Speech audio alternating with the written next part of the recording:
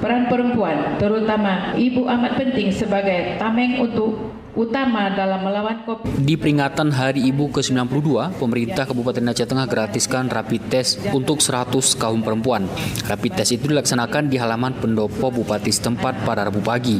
Ketua TP PKK Aceh Tengah Puan Ratna dalam sambutan yang merincikan, peserta rapid test gratis itu terdiri dari tim PKK Kabupaten, Kecamatan, dan Kampung, serta perwakilan organisasi wanita se-Aceh Tengah. Dikatakan tujuan rapid test gratis itu untuk membantu pemerintah menekan angka penyebaran COVID di Aceh Tengah. Puan Ratna juga menyebut pentingnya peran ibu sebagai tameng untuk melawan corona.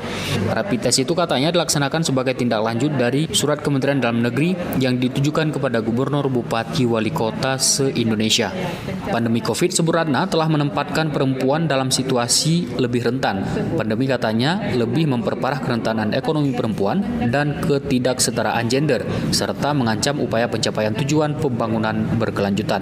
Pelaksanaan kegiatan ini dimaksudkan untuk mengedukasi para ibu dan kaum perempuan, baik untuk diri sendiri dan masyarakat Aceh Tengah lainnya, akan pentingnya mematuhi protokol kesehatan dengan mencuci tangan, memakai masker, menjaga jarak, dan menjauhi keramaian.